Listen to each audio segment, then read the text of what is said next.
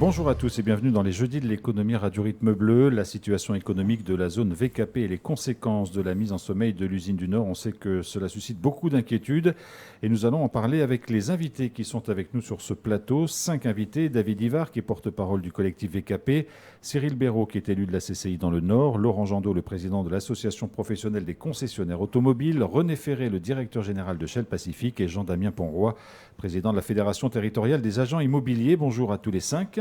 Bonjour. Bonjour. Et merci d'avoir accepté cette invitation pour débattre et réfléchir autour de ce sujet et des inquiétudes qui pèsent sur la zone VKP et sur son tissu économique. David Ivard, on va commencer avec vous parce qu'il y a un collectif qui s'est créé après l'annonce de la mise en sommeil de l'usine du Nord.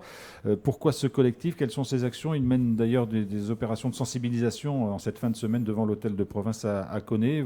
C'est pour partager l'inquiétude, c'est pour informer que vous avez choisi de créer ce collectif? Oui, tout à fait. Donc nous, déjà avant l'annonce de la fermeture, on parlait entre nous avec différents chefs d'entreprise que je connais des conséquences possibles parce que il fallait anticiper, donc il fallait prévoir. Et donc on avait pensé éventuellement à une solution. Mais quand c'est sorti, ça a été quand même assez brutal. D'où cette roulette ouverte pour tirer le signal d'alarme. Pourquoi? Parce que la Calédonie est très petite humainement. Donc dès qu'on perd un pilier de l'économie, c'est tout le territoire qui tombe s'il n'y a pas une réaction rapide et efficace. Ça fait un mois, on ne voit aucune réaction, aucun plan qui se met en place, aucune consultation. Et là, les entreprises sont en train de tomber les unes derrière les autres. Les licenciements économiques hors secteur nickel ont commencé. Beaucoup perdent des points de marge. Ça devient gravissime et il va falloir réagir très vite parce qu'on va arriver à un point de rupture avec aussi l'inquiétude qu'on a aussi une part de la population qui est un peu dans le déni. Parce que tout le monde est persuadé qu'il va y avoir quelqu'un, mais pour l'instant, on ne voit personne. Ouais. Mais il faut quand même avoir un plan B et se sortir du mal hollandais, du mal d'avoir tout misé sur la mono-économie, parce que si un jour il y a un repreneur, et ce serait tant mieux, eh ben, ça serait du plus, et que si un jour on se retrouve dans le même cas de figure, on ne retomberait pas dans le même piège. Alors, ce collectif a été créé. Cyril Béraud, vous êtes élu de la CCI dans le Nord. Vous connaissez parfaitement bien le tissu économique de cette zone VKP. Aujourd'hui, alors, on parlait de destruction d'emplois déjà. C'est le cas? Il y a des entreprises qui sont réellement menacées? Alors, la CCI a mené une enquête auprès de 400 entreprises. On a eu 400 personnes qui ont 400 répondants. Sur quelques jours en plus. Sur quelques jours. Semaine, On a mis en place un numéro vert, le 05 03 03, à l'attention des entreprises qui sont en difficulté. On a eu plus de 140 appels en 3 semaines. Donc, il y a un diagnostic qui est fait avec le gouvernement au sein d'une cellule d'accompagnement. La CCI est présente avec les autres organisations d'entreprises auprès de la cellule des acteurs. Oui, il y a des grosses défaillances d'entreprises. Je suis d'accord avec David. Il y a eu des licenciements. Hier, j'étais avec une réunion de l'AMD, donc l'association de maintenance durable. C'est un gros cri d'alarme qui a été tiré. Des réunions ont lieu auprès de la province et du Congrès pour vraiment expliquer. Ça concerne 1800 familles. Donc je dis bien famille parce que quand on parle emploi, les gens ont du mal à comprendre. Et là, on ne parle pas d'employés de KNS, on est Non, je parle de gens indirects. Là, actuellement, on a réussi à mesurer l'impact sur le direct, ça sur les employés KNS. L'indirect, c'est les sous-traitants, dont je fais partie. Et maintenant, il y a l'induit. Et l'induit, on ne l'a pas encore mesuré. Et c'est ça qui fait faire attention. C'est ce que disait David, c'est que là, on commence à avoir des impacts sur les entreprises qui n'ont rien à voir avec le nickel. Alors l'AMD a tiré la sonnette d'alarme, les professionnels de l'immobilier aussi, Jean-Damien Ponroy, il y a quelques jours, la semaine dernière, vous avez dit attention, ce qui se passe là-bas c'est un peu inquiétant. Alors il y a une semaine, on était à 150 logements à peu près qui étaient devenus vacants par l'effet de cette annonce de mise en sommeil. On est toujours sur la même dynamique? Alors effectivement, il y a quelques jours, on a nous effectivement alerté l'attention des pouvoirs publics et des médias afin de sensibiliser sur les conséquences directes des résiliations de baux par des gens liés à KNS, donc les sous-traitants, ou par KNS directement. On est aujourd'hui à 150 résiliations, principalement des baux d'habitation. Il y a aussi un certain nombre de lots commerciaux ou de docs. La tendance n'est pas à la baisse, malheureusement, même si le rythme de résiliation s'est significativement ralenti. En gros, c'était la première vague. Donc la question, c'est est-ce qu'il y en aura une deuxième? Est-ce que par rapport à ce que viennent de dire les invités, on va avoir des effets dans les quelques semaines qui viennent ou quelques mois qui vont aller croissant? Ça, pour le moment, on ne le mesure pas encore. L'avantage de cette première vague, c'est qu'elle a tout de suite été clairement identifiée. C'est pas tout à fait aujourd'hui des lots vacants, puisqu'il y a encore un préavis de 3 mois à respecter, et KNS respectera bien ce préavis. On va assister à un phénomène de relocation. Il y a des gens qui vont quitter des logements qu'ils occupent aujourd'hui sur la zone et qui leur conviennent un petit peu moins. La tendance globale, elle est quand même pas tout à fait sensationnelle, et on a un marché qui est plutôt tiré vers le bas que stable. Donc ça, c'est indéniable. Et malheureusement, aujourd'hui, on ne peut rien y faire. Parce qu'effectivement, aujourd'hui, les perspectives, elles sont extrêmement limitées à quelques semaines, quelques mois, et les gens ont du mal à se projeter. Alors, il y a des effets immédiats, c'est le cas effectivement dans le logement, puisqu'il y a des gens qui sont partis avec des logements vacants, et il y a des effets qui sont peut-être plus durs ou à mesurer, parce qu'ils vont se développer dans le temps. On sait que c'est une zone qui a connu un essor économique assez important ces dernières années. Si on prend l'exemple, par exemple, Laurent Jandot, des concessionnaires automobiles, ils sont nombreux aujourd'hui à être sur cette zone VKP. Est-ce que vous ressentez, vous, déjà les effets de la mise en sommeil de cette usine du Nord ou pas encore? Oui, je rejoins tout à fait les propos de David et Cyril, notamment sur les effets que l'on ressent déjà. Les concessionnaires, lorsque l'usine a été construite, se sont globalement tous installés à Koné, comme un grand nombre de professions et de secteurs. Et aujourd'hui, on sent clairement non seulement l'effet de l'annonce, mais là où je rejoins surtout Cyril, c'est sur la suite. C'est-à-dire que chaque jour, on perçoit des effets liés à cette annonce. Et ils dépassent le cadre, malheureusement, de KNS, de leurs collaborateurs et même des sous-traitants. Ça va aller au-delà. Et je crains qu'on soit aujourd'hui seulement au début de quelque chose qui risque d'être, je cherche le mot, dramatique pour l'économie. Oui, parce qu'on va parler de la suite et on verra notamment, même si le terme est un peu délicat à employer, mais s'il y a un moment donné, il va y avoir un point de non-retour en quelque sorte, c'est-à-dire une difficulté économique tellement forte qu'il sera difficile de s'en remettre. Mais pour terminer ce premier tour de table, René Ferré, on vous a invité, vous, en tant que directeur général de Shell Pacifique. Alors, il y a évidemment le volume de gazole qui est disponible pour la zone VKP, mais il y a aussi tous les magasins, parce qu'on sait que les stations aujourd'hui sont des lieux de vie, il y a beaucoup de monde qui y transite. Est-ce que vous ressentez, vous aussi, les effets de ce qu'ont déjà expliqué les 4 invités précédents? Alors paradoxalement, non. Au mois de février, par exemple, notre station de Bakou a fait son 2e meilleur mois depuis qu'elle existe. Mais ça, c'est pas l'Hirondelle qui annonce le printemps, du tout. Parce qu'on sait que le pire est devant, malheureusement. Et qu'il y a... nous, on est en bout de chaîne, en fait. On est dans les biens de consommation immédiate, qui sont les derniers impactés. Parce qu'on a besoin de se nourrir, on a besoin d'avoir du carburant pour se déplacer. Mais c'est après, quand les gens n'auront plus les moyens, je dirais, d'acheter ce dont ils ont besoin chaque jour, qu'on va avoir les conséquences. Et puis surtout, je pense aussi qu'il faut se rendre compte qu'il peut y avoir d'autres conséquences derrière. En particulier, moi, je pense aux propriétaires fonciers qui font de l'élevage, etc. On risque d'y avoir du bétail tué à droite et à gauche avec des tensions qui peuvent se créer. Alors je ne veux pas être... oui, noircir le tableau. noircir le tableau, mais il faut se voir que l'avenir est loin d'être rose, quoi. Vous le ressentez, ça, Cyril Béraud, cette inquiétude aujourd'hui sur la zone VKP? Alors, l'inquiétude qu'on a sur la zone VKP, que je partage, c'est ce qu'a exprimé Wilfried Weiss à votre antenne, c'est qu'il faut trouver des solutions pour sédentariser la population sur la zone VKP. Sur la zone VKP, il y a des investissements, comme vous l'avez souligné, importants qui ont été faits. On a des outils structurants maintenant. On a l'hôpital, on a le centre de détention qui a été construit, on a l'augmentation de la capacité du lycée de Pointe-Boute, on a l'antenne de l'université. Donc on a des outils structurants qui vont faire un petit peu effet d'amortisseur. Aussi des investissements qui ont été faits par les privés, que ce soit les stations-service, les magasins. Donc ce que je veux dire, c'est qu'il faut absolument trouver des relais de croissance. Et ça, ce sont des prérequis pour les institutions.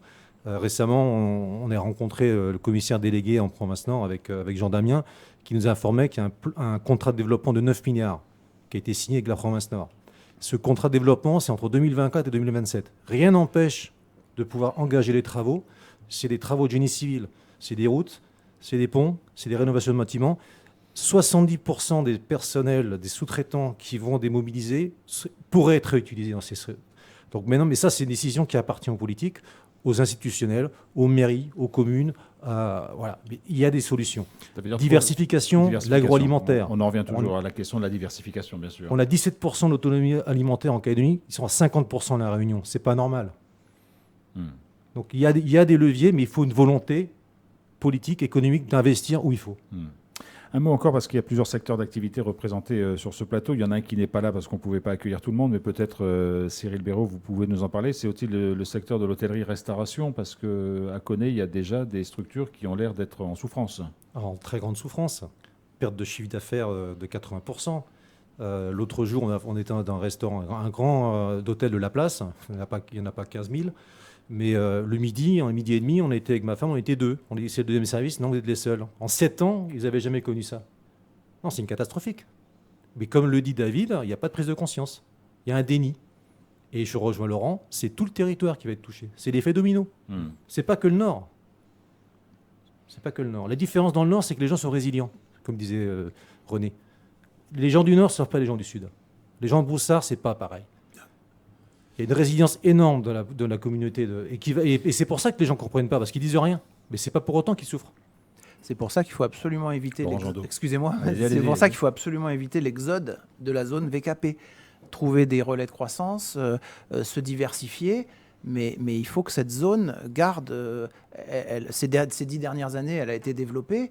Comme vous disiez, il y a beaucoup d'outils, il y a beaucoup de commerces, de gens impliqués dans la zone. Et c'est ce tissu qu'il faut absolument qu'on garde. Je dis toujours Koné est et restera la capitale du Nord. Et le confluent, c'est 1 heure de Bourail, 1 heure de Pointe-Dimier, 1 heure de Koumak. Donc c'est une zone qui est en plus stratégiquement stratégique, bien située. Absolument. David Ivard. Oui, puis il y a aussi un autre phénomène qui est propre à Koné par rapport au territoire. Certes, il y a le tissu économique, mais il y a aussi un tissu social où toutes les communautés s'entendent bien, contrairement à certaines choses, certains éléments qu'on peut dire ici. Et là, tout le monde s'entend bien et en très bonne harmonie. Le destin commun, il existe là-bas. On ne se pose pas la question. Et ce laboratoire-là, il faut le garder et s'en inspirer. Et il faut le maintenir par, effectivement, trouver un relais de croissance, innover, être force de proposition, tout mettre sur la table et voir ce qu'il est possible de faire ou pas. Mais maintenant, tout doit être mis sur la table, ne rien cacher et d'essayer de trouver un relais très rapidement pour éviter que la situation se dégrade, soit par des départs vers le sud ou vers l'extérieur. René Ferré, vous vouliez intervenir, non ? En fait, oui, ce qu'il faut se dire également, c'est que le pire est devant nous, parce qu'en fait, bon, sauf à espérer qu'il y ait un repreneur à la date des 6 mois, maintenant plus que 5, ça veut dire que derrière ça, les salaires qui sont payés ne le seront plus. Bon. Donc ça veut dire que c'est plutôt la caisse du chômage qui va prendre le relais, donc ça veut dire à un moment donné une baisse de revenus. Et moi, ce que j'ai bien peur, c'est que même si on commence à mettre des projets en route maintenant, les 5 mois qui nous restent... le délai soit trop court. Sont un peu courts. C'est ça le problème.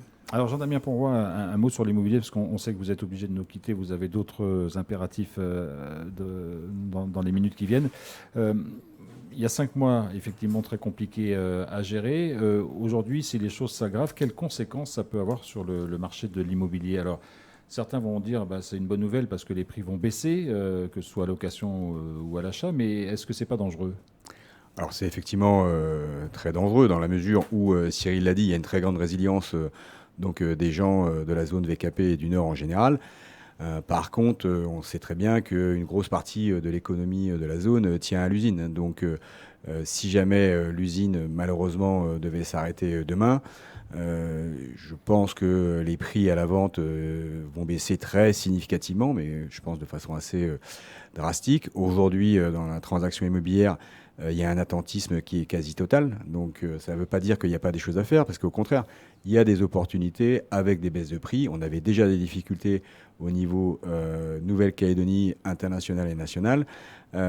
Tout ça vient évidemment aggraver les choses, mais il y a des opportunités. Peu de gens aujourd'hui saisissent ces opportunités, même s'il y en a quelques-uns qui franchissent le pas. Mais la conséquence sur la transaction, elle est juste systémique. Et sur la location, on a connu un âge d'or avec la construction de l'usine. Ensuite, il y a eu la phase de démobilisation. Donc, est-ce qu'on s'oriente vers quelque chose qu'on a connu il y a quelques années? C'est possible. Les loyers avaient significativement baissé. Si jamais l'usine ne doit pas trouver de repreneur et qu'il n'y a pas de diversification et où, comme le disait Cyril, les contrats de développement ou autres ne sont pas mis en œuvre, on va avoir une énorme secousse. Ça, c'est une certitude, parce qu'aujourd'hui, voilà, il n'y a pas besoin d'être grand clair. Il suffit de monter à Coné pour savoir que l'essentiel de l'économie, même s'il y a des éléments positifs par ailleurs, tient pour beaucoup à l'usine. Et là encore, comme les autres interlocuteurs l'ont déjà dit, vous craignez un effet en cascade, c'est-à-dire que cet écroulement du marché de l'immobilier sur la zone VKP peut avoir aussi des conséquences ailleurs? Il est certain qu'il y aura des conséquences, dans la mesure où si malheureusement il n'y a pas de repreneur et qu'il y a des gens qui ne peuvent plus leur traite, qui ne peuvent plus payer leur traite, qui ne peuvent plus payer leur loyer, derrière il y a un effet domino sur les propriétaires qui est une évidence. Derrière, ça a évidemment un impact sur les banques. Aujourd'hui, les banques vont devoir peut-être passer un certain nombre de provisions. On assiste à l'instant T à une légère... Faites pas dire ce que j'ai pas dit, à une légère détente des taux d'intérêt. Voilà, les taux d'intérêt n'ont pas baissé de façon très significative, mais il y a une légère détente. Il faut quand même le souligner. Par contre, c'est sûr qu'elles vont devoir répercuter ça à un moment ou à un autre, si jamais elles sont obligées de passer des provisions très significatives sur des créances qui ne pourront plus être recouvrées ou des maisons qui vaudront beaucoup moins.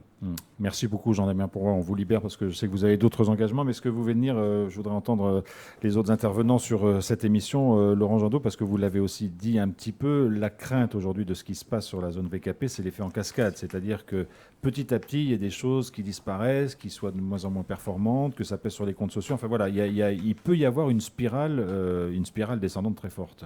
Je crains qu'elle ait déjà commencé. Je rejoins Jean-Damien, pas concernant l'immobilier, mais concernant l'automobile. Depuis cette annonce, on est face quotidiennement à des gens qui soit annulent des réservations, soit changent de projet, soit nous alertent « attention, je ne vais pas pouvoir payer mes échéances dans les mois, dans les semaines qui viennent ». Donc ça a déjà commencé à se contracter, et pas seulement dans l'immobilier, et je pense que moi-même, je ne suis pas le seul. D'autres secteurs commencent déjà à être touchés. René Ferré ? Mais en fait, on va dire que la conjoncture déjà a été morose. Et là, c'est un petit peu le coup de taureau sur la tête, quoi. Il faut dire les choses comme elles sont. Et nous, on a un indicateur. C'est la consommation du carburant à travers le réseau.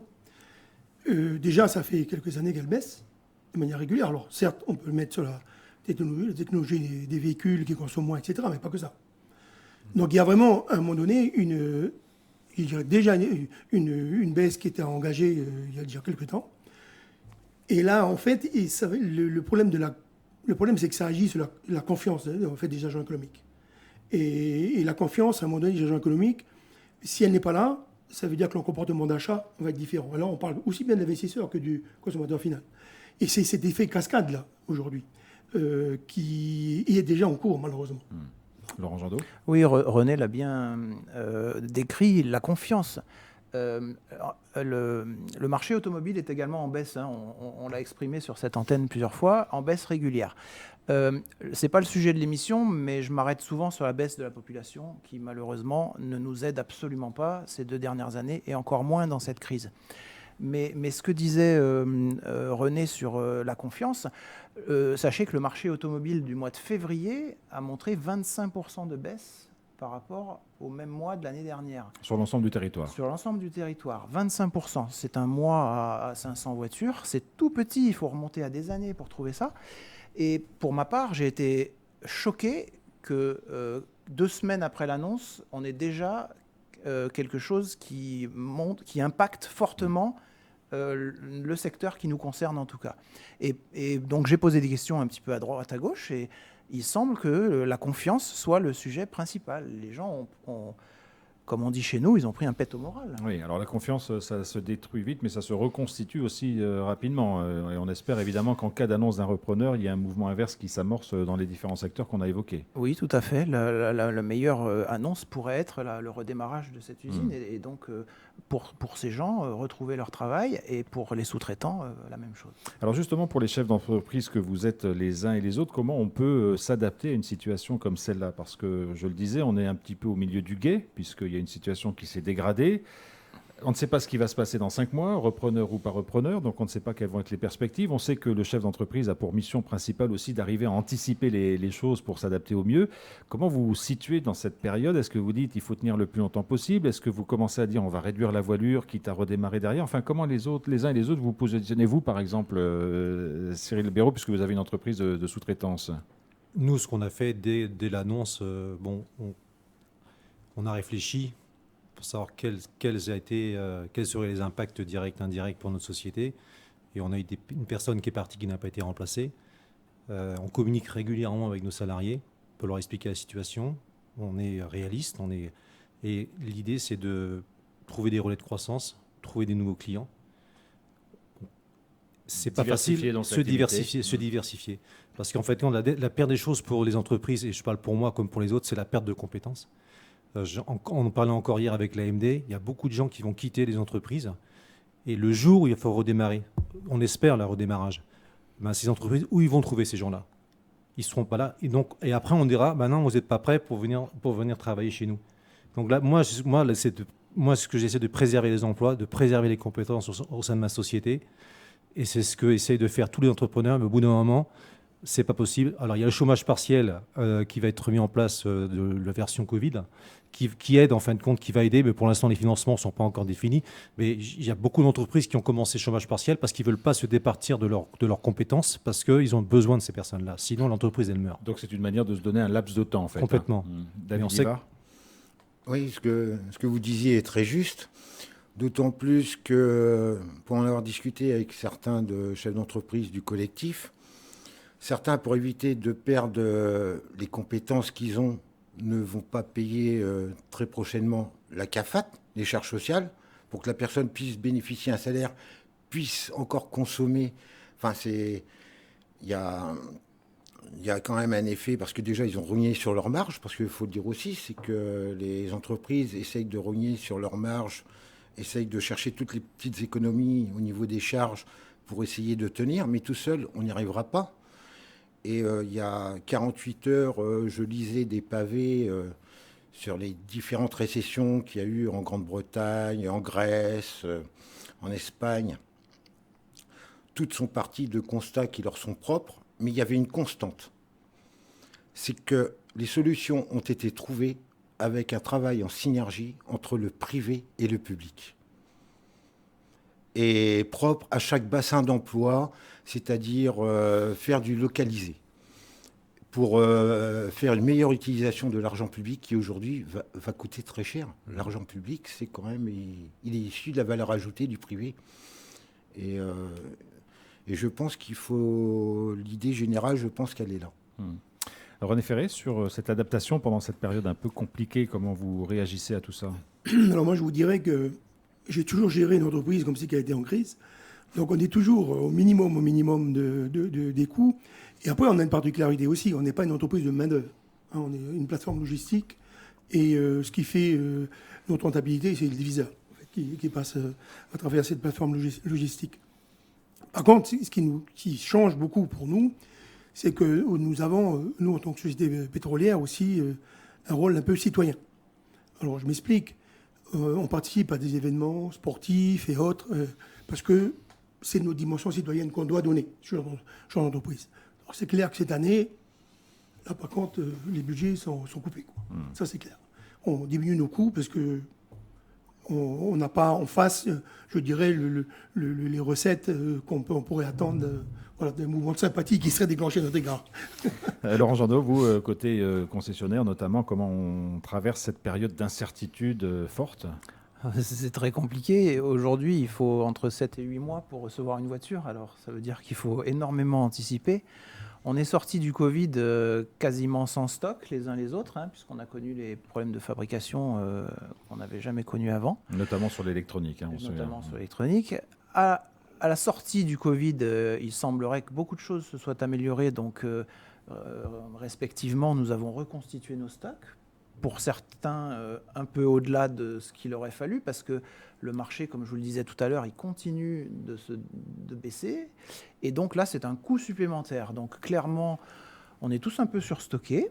Ça veut dire qu'il faut arrêter les commandes. Et ce surstock, aujourd'hui, il coûte cher, hein, puisque Cyril faisait l'allusion tout à l'heure, ou Jean-Damien, il y a 2 ans, l'argent coûtait 1,5% à la banque. Aujourd'hui, c'est 5,5-6%, et ça fait toute la différence, malheureusement. Donc c'est vraiment une période compliquée à gérer. C'est une période très compliquée à gérer. Cyril Béraud, parmi les gens que vous rencontrez évidemment sur la zone VKP, il y a beaucoup d'inquiétudes. Vous parliez de résilience aussi et d'adaptation à la situation. Mais bon, tout ça n'a qu'un temps. Il y a un moment où les choses se tendent trop pour que les choses tiennent. En effet, on ne pourra pas tenir comme ça pendant des mois. L'échéance du mois d'août a été donnée. Et il faut se donner les moyens. C'est pour ça que je disais que sur la partie nord, il faut absolument qu'on ait des relais de croissance pour que les gens restent dans le nord. On a une base économique en province nord sur la zone VKP, il faut s'en servir. Et là, on a besoin, comme le disait David, là, je le partage tout à fait, il faut vraiment qu'il y ait un partenariat privé-public pour trouver des relais de croissance. Les entreprises sont prêtes à travailler, les salariés sont motivés. Moi, dans mon entreprise, j'ai des salariés dont les conjoints travaillent avec ANS, mais ils viennent au boulot le matin, ils ont la pêche, ils veulent avancer. Et ça, on le rejoint, David, dans toutes les entreprises sur la zone VKP, ils ont envie d'avancer. Mais là, il y a un moment, on a besoin du public pour nous aider, pour avancer. Alors, on a besoin du public. Et David Livard, on a aussi besoin des relais politiques. Et évidemment, ce n'est pas par hasard que vous êtes installé devant l'hôtel de province à Conet pour ces opérations de sensibilisation. Vous trouvez que la réponse est suffisante aujourd'hui? Pas assez? Comment vous jugez les choses? L'absence de communication, l'absence de la focalisation sur Glencore. Glencore est parti. Voilà, on passe à autre chose. C'est demain, c'est urgent. Ils ont la responsabilité des administrés. Il y a une absence de communication, il y a un refus de dialogue, parce que on peut l'analyser comme ceci. Mais aujourd'hui, s'il n'y a pas de privé, il y aura moins de recettes fiscales.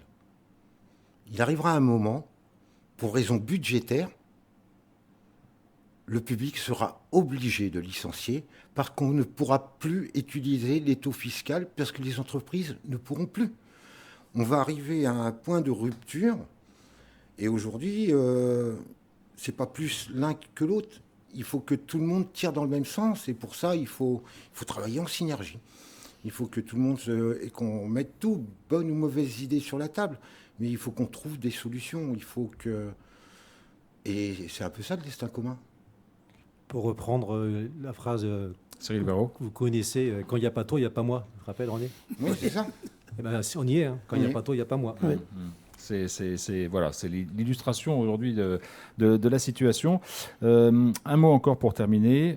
Vous l'avez aussi évoqué, mais on peut peut-être y revenir un tout petit peu plus précisément, de l'effet cascade. Alors on comprend bien que tout est lié. Ce que peut-être les Calédoniens ont du mal à mesurer, c'est que cet effet cascade, il n'est pas uniquement lié à la situation géographique de la zone VKP, mais qui peut avoir des conséquences sur l'ensemble du territoire. Certains se trouvent loin de VKP en disant bon, c'est compliqué dans le nord, mais dans le sud, on voit que ça va. Il y a quand même des craintes là-dessus aussi, Laurent Jandot, pour que ce soit vraiment tout le tissu économique largement au-delà de la zone VKP qui souffre? Je ne pense pas être qualifié pour vous répondre.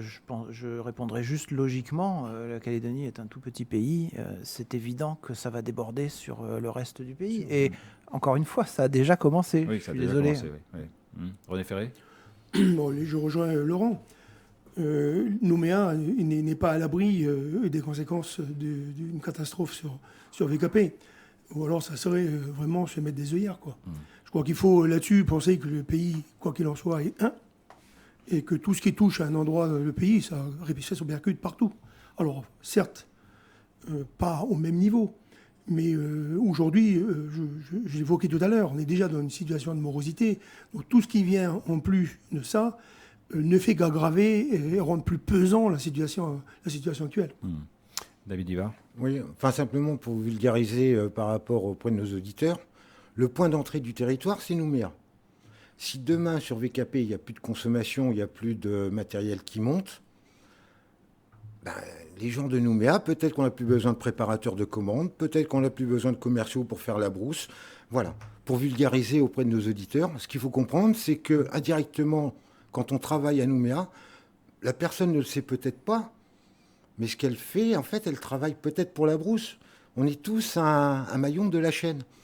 Il y a une imbrication forte, évidemment. Voilà, tout à fait. C'est exactement l'image que David a utilisée. La KNI, c'est un maillage. Chacun est un maillon et le VKP est un maillon de la chaîne. Et que si le maillon VKP il va péter, c'est tout le monde qui va être impacté. Merci beaucoup à tous les 5 d'être venus sur ce plateau des Jeudi de l'économie pour nous éclairer sur les difficultés sur le tissu économique de la zone VKP, dont on comprend bien qu'il se suscite un certain nombre d'inquiétudes, et sachant que le temps est compté aussi, puisqu'il y a une sorte de compte à rebours qui a été lancé. Vous l'avez rappelé, ça fait déjà un mois que l'annonce de la mise en sommeil est effective, et il reste 5 mois a priori pour trouver un repreneur.